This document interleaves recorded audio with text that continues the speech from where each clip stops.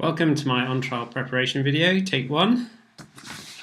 Question number one, why am I doing on-trial?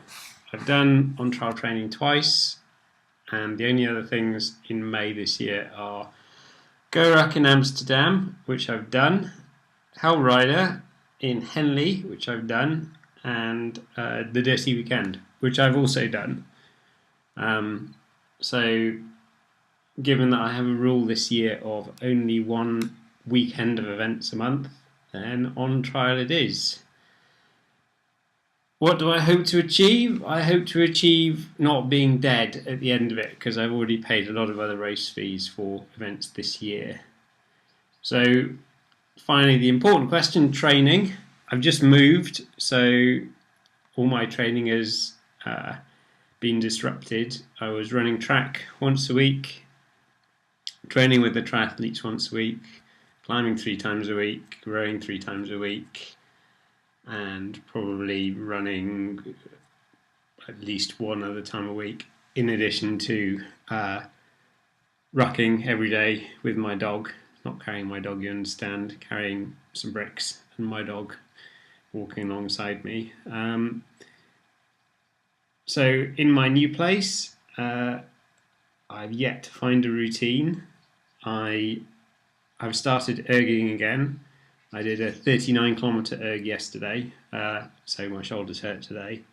That's a little bit longer than I'd normally do, but when I was training to row the channel, I did over 100k a week for about 4 months, and I think I'm probably going to step that back up.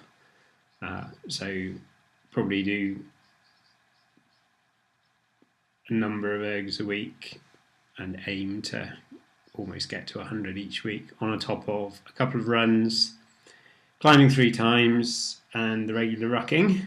As a visual aid, I've amassed some equipment that I use for training. I'm just going to turn the camera around.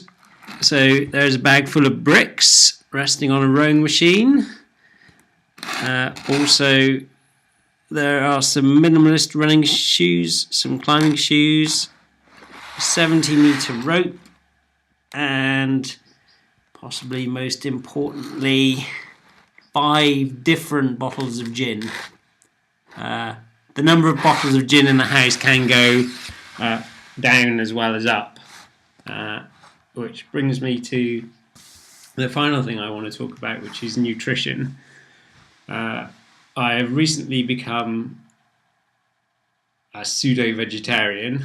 I have nothing against eating meat, as long as they've had a jolly time before they got killed. But I found that switching to a vegetarian diet and substituting things like tofu as kind of a primary source of protein has made quite a difference to kind of my general well-being.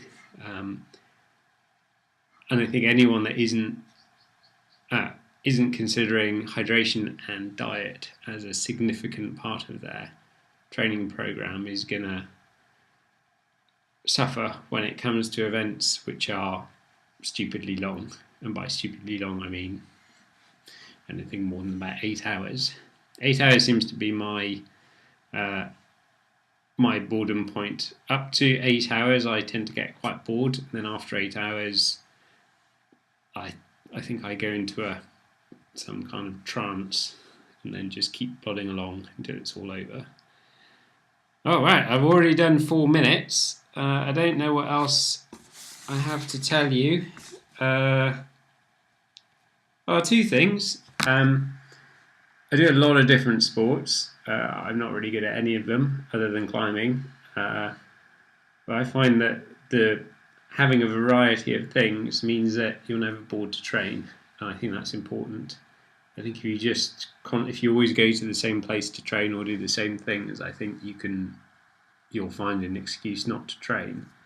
But if you haven't done a row for a few days, or you haven't done a swim for a few days, or a run for a few days, then it's easy just to be excited about going out to train.